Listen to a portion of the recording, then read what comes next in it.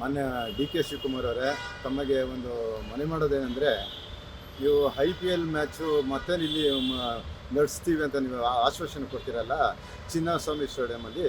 ಈಗಾಗಲೇ ನಿಮ್ಮ 11 ಜನ ಸತ್ತಿದ್ದಾರೆ. ಫಸ್ಟ್ ಅವ್ರಿಗೆ ನ್ಯಾಯ ಕೊಡಿಸಿ. ಅದು ಬಿಟ್ಬಿಟ್ಟು ಚಿನ್ನಸ್ವಾಮಿ ಸ್ಟೇಡಿಯಮಲ್ಲೇ ಮತ್ತೆ IPL ಮಾಡೋಕ್ಕೆ ಹೋಗಿ ಇನ್ನೂ ಯಾಕೆ ಅಮಾಯಕನ ಸಾಯಿಸೋಕೆ ಹೋಗ್ತೀರಿ? ಅದು ಬಿಡಿ, ಅದೆಲ್ಲ ನೀವು ಬೆಂಗಳೂರಲ್ಲಿ ಗ್ರೇಟ್ ಬೆಂಗಳೂರು ಮಾಡ್ತಾ ಇದ್ದೀರಿ.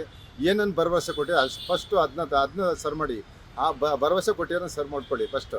ಅದೇ ಥರ ನಮ್ಮ ಕಬ್ಬನ್ ಪಾರ್ಕ್ಗೆ ನೀವು ಏನು ಕೊಟ್ಟಿದ್ದೀರಿ, ಕಬ್ಬನ್ ಪಾರ್ಕ್ಗೆ ನಾವು ಆಲ್ರೆಡಿ ನಾವು ನಿಮಗೆ ಮನವಿ ಕೊಟ್ಟಿದ್ದೀವಿ. ಆ ಮನವಿ ಕೊಟ್ಟಿರೋದನ್ನ ಫಸ್ಟ್ ಬಗೆಹರಿಸಿ.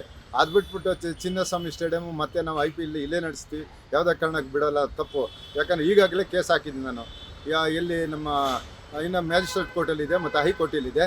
ಇನ್ನು ಕೇಸ್ ಕೋರ್ಟಲ್ಲಿ ಪೆಂಡಿಂಗ್ ಇರುವಾಗ ನೀವು ಏನಂದ್ರೆ ನ್ಯಾಯಾಲಯನ ಕೊಂಡ್ಕೊಬಿಟ್ಟಂಗೆ, ನ್ಯಾಯಾಧೀಶನೇ ಕೊಂಡ್ಕೊಬಿಟ್ಟಂಗೆ ನೀವು ಮಾತಾಡ್ತಾ ಇದ್ದೀರಲ್ಲ, ಅದು ಬಿಟ್ಬಿಡಿ.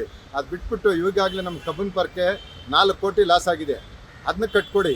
ಆ ಕಬ್ಬನ್ ಪಾರ್ಕ್ ಏನು ಸಾರ್ವಜನಿಕ ಸ್ವತ್ತು. ಇವಾಗ ನಾವು ಟ್ಯಾಕ್ಸ್ ಪೇಡ್ ಕಟ್ಟಿ ತಗೊಂಡೆಲ್ಲ ಕಟ್ತಾರೆ. ಆ ದುಡ್ಡಲ್ಲಿ ನೀವು ಎಲ್ರಿಗೂ ಸ್ಯಾಲ್ರಿ ಕೊಡ್ತಾ ಇರೋದಂಥದ್ದು.